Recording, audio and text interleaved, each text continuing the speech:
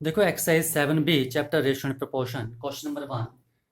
Find the fourth proportional to this. ठीक है। देखो अगर हमारे पास A B C D 4 number होते थे तो डी को हम फोर्थ प्रोपोर्शन बोलते थे। ठीक है। तो यहाँ पर मेरे पास 3 नंबर्स हैं। ठीक है। तो फोर्थ प्रोपोर्शन मेरे पास नहीं दिया जो कि हमें निकालना है। तो मैं मानूंगा लेट द फोर्थ प्रोपोर्शन। ठीक है। फोर्थ प्रोपोर्शन को क्या मान लिया मैंने, एक्स मान लिया। तो मेरे पास क्या नंबर आ गए, 3a 6a² 2ab² and x. अब मेरे पास फोर्थ प्रपोर्शन एक्स आ चुका है तो हम लिख सकते हैं यहां से कि 3a/6a² is equal to 2ab² ratio x. ठीक है, क्योंकि ये हमारे पास प्रपोर्शन में है। अब यहां से आपने क्या करना है, एक्स की वैल्यू निकालनी है। तो आ जाओ इसे चेंज कर लो। 3a/6a² is equal to this is a 2ab² upon x. Cross multiply कर लो, एक्स ऊपर चला गया।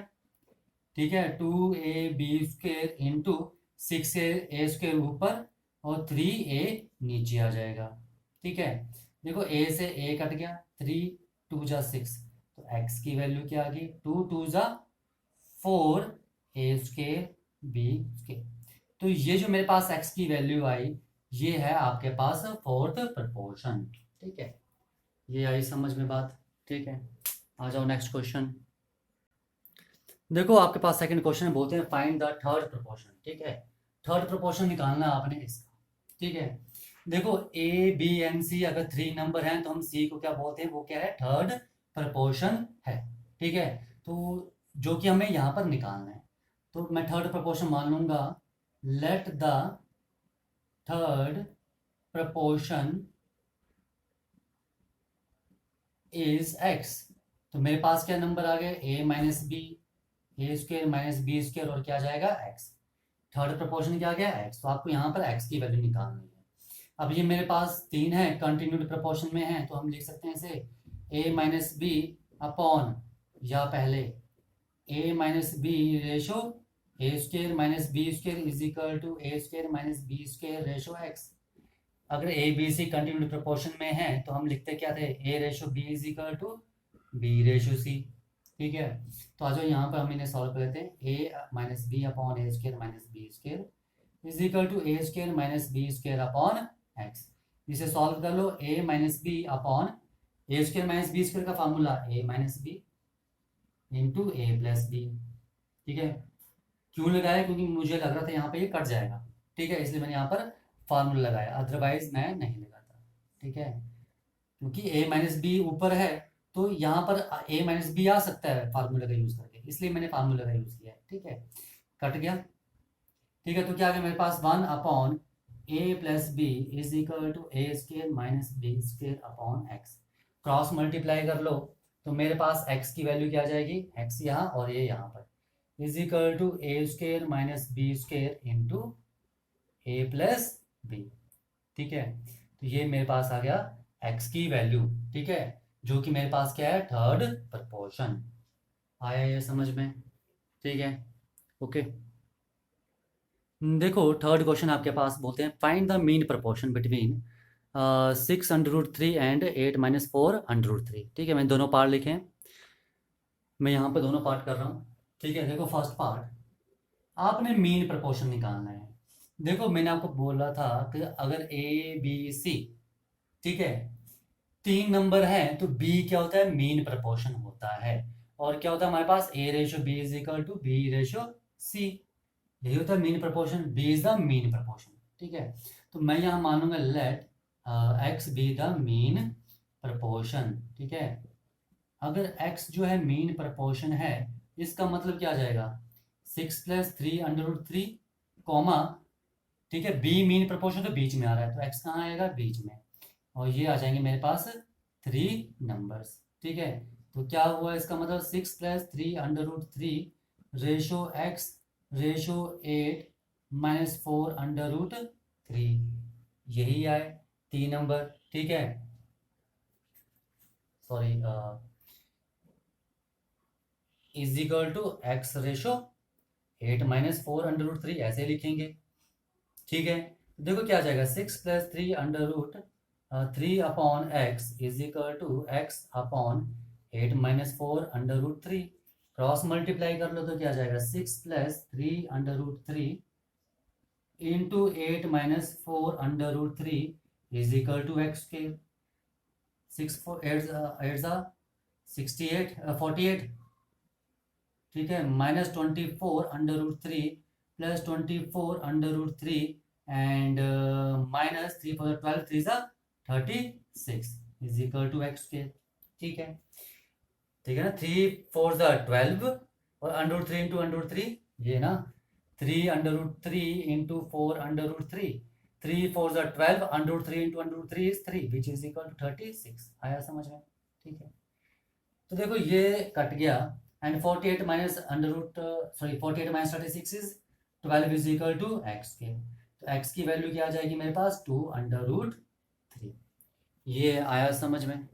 ठीक है, तो एक्स की वैल्यू कितनी आ चुकी है मेरे पास 2 अंडर रूट 3।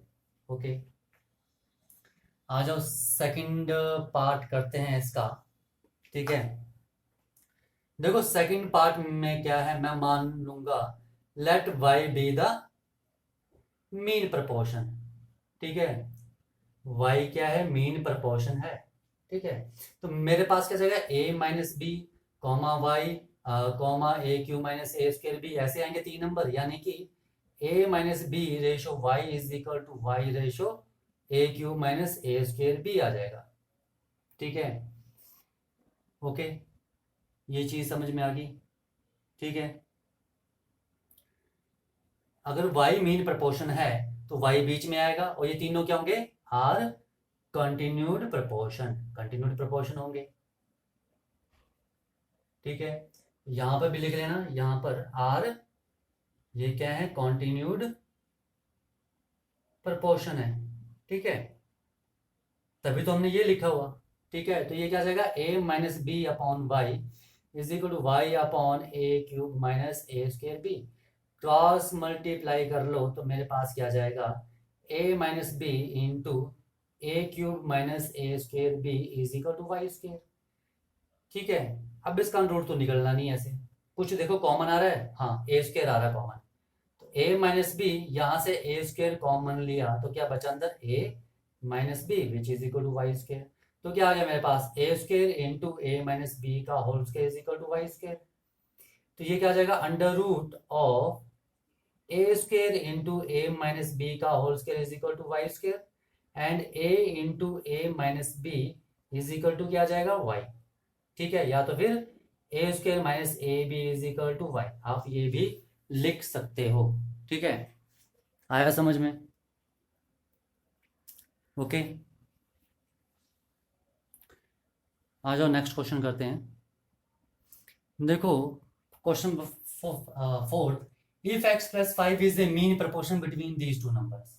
ठीक है, देखो अगर x प्लस 5 मीन प्रपोर्शन है, ठीक है, x प्लस 5 क्या है, यहाँ पर आपके पास मीन प्रपोर्शन दिया है, किसका, इन दोनों के बीच में, यानी कि मेरे पास नंबर कुछ ऐसे होंगे, x प्लस 5 कहाँ आएगा, बीच में आएगा, ऐसे ही होगा।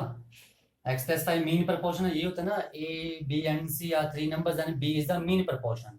ठीक है, और b मीन प्रपोर्शन तो हम क्या लिखते हैं, a ratio b is equal to b ratio c, क्योंकि ये क्या बनाते हैं कि कंटिन्यूड प्रपोर्शन बनाते हैं।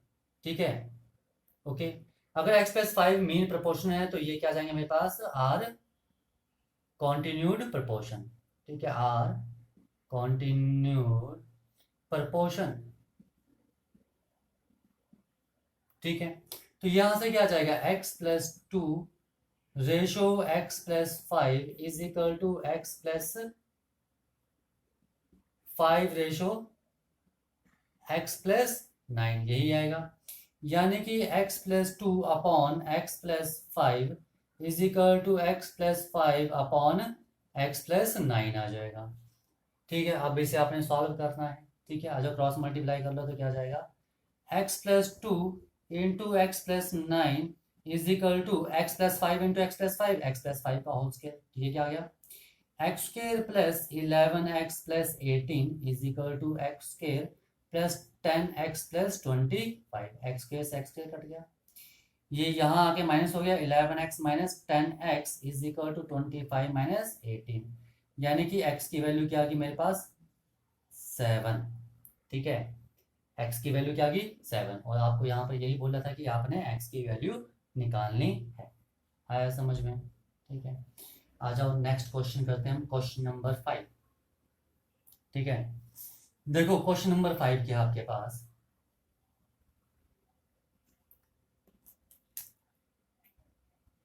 ठीक है, बोलते हैं इफ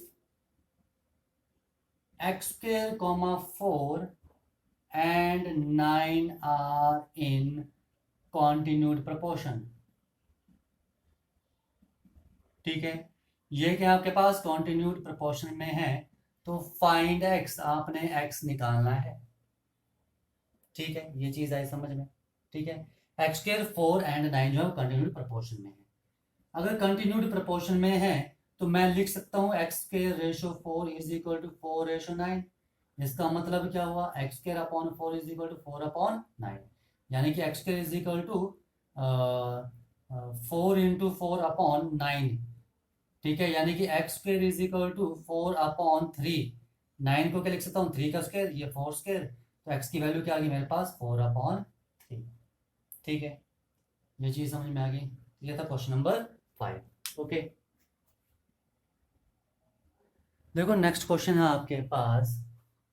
ठीक है, बोलते हैं what least number must be added to each of the number. इन सभी नंबर में हम क्या ऐड करें, कम से कम क्या ऐड करें कि वो प्रोपोर्शनल में बन जाएं। ठीक है, ओके, ठीक है, तो मैं माने तो मैं x ऐड करूंगा, लेट x बी एडेड। ठीक है, मैं x ऐड करूंगा तो ये प्रोपोर्शनल में बन जाएंगे। ठीक है, इन्होंने बोला ना कि हम इनमें लीस्ट नंबर क्या ऐड करें कि ये प्रोपोर्शनल में बन जाए। ठीक है, ओके, तो मैं बोल रहा हूँ कि हम x ऐड करेंगे, तो 6 में x ऐड किया, 6 प्लस x आ गया। ये चीज समझ में आई? ठीक है, तो रेशो 15 में x ऐड किया तो 15 plus x is equal to 20 में ऐड किया x तो 20 प्लस x, एंड 43 में ऐड किया तो 43 प्लस x। ठीक है, x ऐड करने पर ये प्रोपोर्शनल में बढ़ रहे हैं, अदरवाइज ये प्रोपोर्शनल नहीं है। ओके, आ जाओ नेक्स्ट, ये क्या आ जाएगा 6 plus x upon 15 plus x and which is equal 20 plus x upon 43 plus x. Cross multiply कर लो तो क्या आ जाएगा 6 plus x into 43 plus x is equal to 15 plus x into 20 plus x. तो क्या आ जाएगा, मल्टीप्लाई करो 6 into 43 258 plus 6x plus 43x plus x square is equal to 300 plus 15x plus 20x plus x square से तो x square cut गया, तो यहाँ पर क्या आ गया मेरे पास 258 plus 49x is equal to 300 plus 35x। X y terms इकट्ठे कर लो, तो 49x minus 35x is equal to 300 minus 258। तो क्या आ जाएगा मेरे पास, इनको माइनस कर दो, क्या आ जाएगा 14x and which is equal to कितना आ गया 42। तो x की वैल्यू क्या आ गई यहाँ से 3। ठीक है, तो x की वैल्यू क्या आएगी 3 आएगी। तो 3 वो लिस्ट नंबर होगा जो हम इन नंबर्स में ऐड करेंगे तो ये प्रोपोर्शन में बन जाएंगे। ठीक है, यानी कि 6 प्लस एक्स 9, 15 प्लस एक्स मतलब 15 प्लस 3 18, ये 23 हो जाएगा, ये 46 हो जाएगा, तब ये प्रोपोर्शन में बनेंगे। ठीक है, ये आया समझ में? ओके, देखो क्वेश्चन नंबर 7 बोलते हैं if a B c are in continued proportion. देखो अगर A B c continued proportion में है, ठीक है, ए बी सी के हैं आर इन कॉन्टिन्यूड प्रोपोर्शन। ठीक है, इसका मतलब क्या है? ठीक है, कि हम लिख सकते हैं that implies a ratio b is equal to b ratio c, यानी कि a upon b is equal to b upon c, that implies a c is equal to b square. ये चीज आ गई। अब आपने इसका यूज करके ये इक्वल प्रूफ करने हैं। ठीक है, ओके, आ जाओ लेफ्ट हैंड साइड हम लेते हैं। लेफ्ट हैंड साइड क्या आ गई a square plus b square upon b into a plus c. ठीक है, तो now which is equal to a square plus b square की वैल्यू क्या है, यहाँ से देखो b square is a c, a c आ गया upon b into a plus c. ठीक है, देखो ऊपर क्या कॉमन आ रहा है, ए, तो क्या आ जाएगा a plus c upon b into a plus c, cut गया, which is equal to a upon b. तो लेफ्ट हैंड साइड मेरे पास ए अपॉन बी आ रही है। अब मुझे राइट हैंड साइड सॉल्व करनी है। ठीक है, तो राइट हैंड साइड सॉल्व करने के लिए क्या है मेरे पास, b into a plus c, right hand side b into a plus c upon b square plus c square. Now which is equal to b into a plus c divide by b square की value क्या है मेरे पास, ए सी, तो ए c आ गया plus c square. तो क्या गया b इंटू ए प्लस सी, क्या कॉमन है डिनोमिनेटर में c, तो क्या बचेगा a प्लस सी। ठीक है, तो ये कट गया, तो मेरे पास क्या गया b अपॉन सी। ठीक है, ओके, तो देखो, ठीक है, देखो ये मेरे पास बी अपॉन सी, ये दोनों इक्वल आ रहे हैं, नहीं आ रहे हैं। तो देखो आगे मैं सॉल्व कर रहा हूं, ध्यान से देखना। देखो यहां पर मेरे पास क्या है, देखो ए अपॉन बी है, तो मुझे भी यहां पर ए और बी की फॉर्म में चाहिए, यानी कि मुझे सी नहीं चाहिए यहां पर, मुझे सी यहां पर नहीं चाहिए। तो मैं यहां से सी की वैल्यू निकाल लूं, क्योंकि ये मुझे गिवन है। तो यहां से सी की वैल्यू क्या आ जाएगी, बी स्क्वायर अपॉन ए। तो इस वैल्यू को अगर मैं यहाँ सब्सिट्यूट कर दूं, तो मेरे पास यहाँ से सी गायब हो जाएगा। तो बी अपॉन सी की जगह क्या आ जाएगा मेरे पास, बी स्क्वायर अपॉन ए।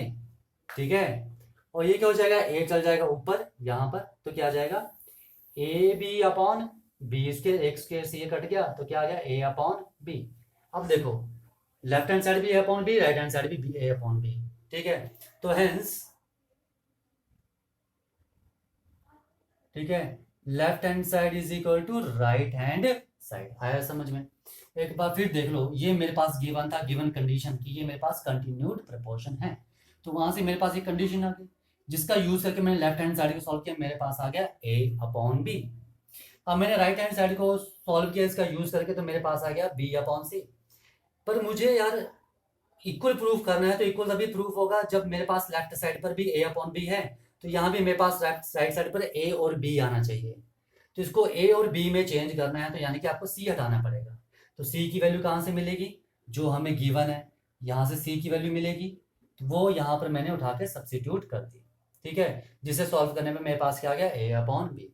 ठीक है, तो यहाँ से हम लिख सकते हैं कि लेफ्ट हैंड साइड और राइट हैंड साइड क्या है, दोनों मेरे पास इक्वल है। ओके, ये चीज आई समझ में? ठीक है,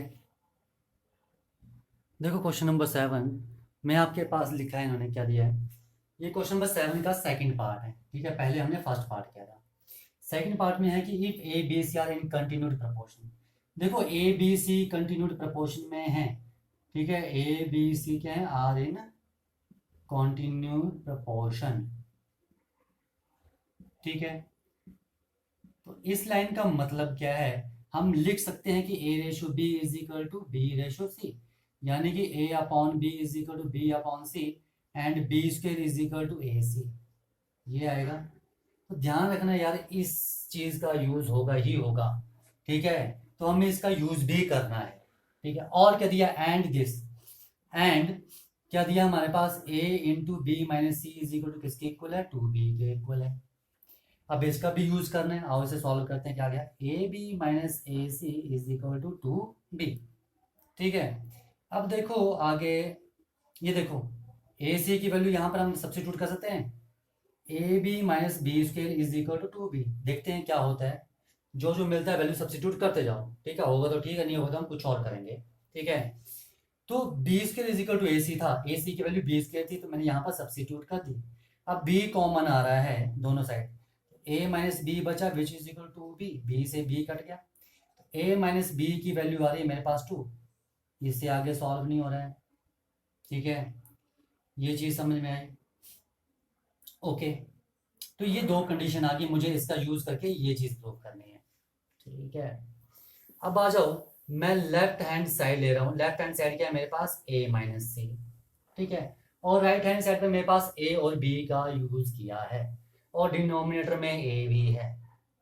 ठीक है, तो देखो डिनोमिनेटर में आपको ए लेकर आना है। लो, मैं अगर ए से डिवाइड कर दूं, और ए से मल्टीप्लाई कर दूं तो ए में डिनोमिनेटर आ गया, ए काम तो खत्म हो गया। देखो आप कुछ भी कर सकते हो अपनी मर्जी से, ठीक है। A minus c is equal to a minus c, मैंने इसे ए से मल्टीप्लाई किया और ए से डिवाइड किया। क्यों किया? क्योंकि मुझे नीचे ए चाहिए राइट हैंड साइड पर, तो नीचे मैंने ए से डिवाइड कर दिया, क्योंकि ऊपर में ए प्लस बी तो ला नहीं सकता हूँ, ठीक है। कैसे मैं सी का बी बना दूं? अभी नहीं बन रहा है, लेकिन डिनोमिनेटर में ए तो आ सकता है अगर मैं मल्टीप्लाई और डिवाइड कर दूं। तो मेरे पास क्या आ गया, इससे यहाँ मल्टीप्लाई कर दो, ए स्क्र माइनस ए सी, और नीचे ए आ गया। ये काम तो खत्म हो गया कि नीचे ए आ चुका है, ठीक है। अब ऊपर हमें बी चाहिए। अब एक चीज देखो, यहाँ पर बी स्क्र की वैल्यू ए सी है, तो इस वैल्यू को क्या यहाँ पर सब्स्टिट्यूट कर दूं मैं, ए सी की। तो ए स्क्र माइनस ए सी की वैल्यू बी स्क्र अपॉन ए लिख सकते हैं, ठीक है। तो क्या आ गया मेरे पास, a minus b into a plus b, formula and divide by a. अब देखो a माइनस बी की वैल्यू 2 है, तो इस वैल्यू को मैं यहाँ सब्स्टिट्यूट कर दूं तो क्या आ जाएगा, 2 into a plus B upon ए, जो कि मेरे पास राइट हैंड साइड के इक्वल है। तो मैंने लेफ्ट हैंड साइड ली और राइट हैंड साइड के इक्वल प्रूफ कर दी, ठीक है। आया समझ में? ठीक है। देखो मेरे पास कंटिन्यूटी प्रोपोर्शन दिए थे तो ये कंडीशन आ गई, ये दिया था तो मैंने यहाँ पर यूज किया, ये आ गया, ठीक है। अब उसके बाद ऐसा था कि इन दोनों कंडीशन को यूज करना है, होंगी, ठीक है। होंगी तो ठीक है, नहीं होंगी तो कोई बात नहीं। तो मैंने लेफ्ट हैंड साइड ली, तो राइट हैंड साइड पे मुझे बी चाहिए ऊपर, तो बी तो नहीं आ रहा था, लेकिन नीचे ए आ सकता था, तो मैंने ए से डिवाइड कर दिया, तो मल्टीप्लाई भी करना पड़ा। तो ये आ गया मेरे पास, ए सी की वैल्यू मेरे पास बी थी, बी स्क्वायर सब्स्टिट्यूट कर दी, क्योंकि क्योंकि आंसर मेरे पास ए और बी की फॉर्म में है, मुझे सी नहीं चाहिए, तो ए सी की जगह मैंने यहाँ पर बी स्क्वायर सब्स्टिट्यूट कर दिया। उसके बाद ये सॉल्व किया आपके पास, ठीक है। तो ये आपके पास खुद ही राइट हैंड साइड बन गई। ओके, आया समझ में? ठीक है। देखो क्वेश्चन नंबर 7 का जो थर्ड पार्ट है, इसमें क्या आपके पास बोलते हैं, if a upon b is equal to c upon d. अगर ये आपस में इक्वल है, इनका यूज करके आपने इसे प्रूव करना है, ठीक है। तो देखो मेरे पास ए अपॉन बी क्या है, सी अपॉन डी के इक्वल, तो मैंने इसे क्या मान लिया, के, ठीक है। तो देखो ए अपॉन बी भी क्या होगा, के, एंड सी अपॉन डी भी क्या होगा मेरे पास, के। तो ए की वैल्यू क्या आ गई, बी के, इसका यूज करूंगा, एंड सी की वैल्यू क्या आ गई, डी के, और इसका यूज करूंगा, ठीक है। आ जाओ लेफ्ट हैंड साइड को हम ले लेते हैं पहले। तो लेफ्ट हैंड साइड पर क्या है मेरे पास, a cube c plus a c cube upon b cube d plus b d cube, ठीक है। अब देखो यहाँ पर कुछ कॉमन है, ऊपर ऊपर ए कॉमन है और सी कॉमन है, ले लो, ए भी कॉमन सी भी कॉमन, तो क्या बचा मेरे पास, ए कॉमन लिया तो क्या बच गया, ए स्क्वायर, सी कॉमन लिया तो सी तो चला गया, तो ए स्क्वायर ही बचा। तो यहाँ से ए कॉमन आया और सी कॉमन है, तो यहाँ क्या बचेगा, plus c square, divide by, यहाँ पर भी बी और डी कॉमन है दोनों, तो बी डी कॉमन आ गया, तो क्या बचा यहाँ पर b square, plus b common और एक डी कॉमन, तो डी क्यू में से डी कॉमन लिया तो क्या बचेगा, डी स्क्वायर, ठीक है। ये आ गया।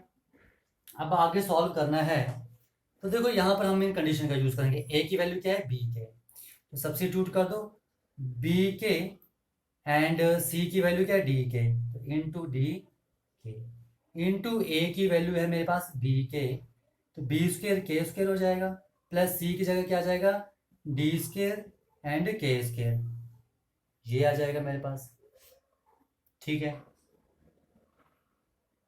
ओके, और यहाँ पर क्या है मेरे पास, बी डी, और यहाँ पर क्या है मेरे पास, b square plus d square, okay. तो देखो मेरे पास क्या रहा है, एक बी से एक बी कट गया, डी से डी कट गया, तो क्या बचा, के स्क्र, और के स्क्र यहाँ से कॉमन, ठीक है, दिख रहा है। देखो डी के स्क्र इंटू के स्क्र, एक और कॉमन आ गया, ठीक है, तो इंटू के स्क्र, और क्या आ जाएगा, के स्क्र कॉमन लिया तो क्या बचा, b square plus d square, तो b square plus d square divide by b square plus d square, ये आपस में कट गए, तो क्या आ गया मेरे पास, के की पावर 4, ये आ गई मेरे पास लेफ्ट हैंड साइड। अब मुझे क्या करना है, राइट हैंड साइड सॉल्व करनी है, तो आ जाओ, राइट हैंड साइड क्या है मेरे पास, ए प्लस सी की power 4 upon b plus d की power 4. Now what is the value of a is b के प्लस c की वैल्यू क्या है d के की power 4 upon b plus d की power 4. Now which is equal to k common है दोनों में तो साथ में पावर 4 है तो बाहर क्या आएगा k की पावर 4. अंदर क्या बचेगा b प्लस d की power 4 divide by b plus d की पावर 4. कट गया. Now which is equal to k की पावर 4. देखो लेफ्ट हैंड साइड भी k की पावर 4 राइट हैंड साइड भी k की पावर 4 तो hence left hand side is equal to right hand side. ये आया समझ में. ठीक है.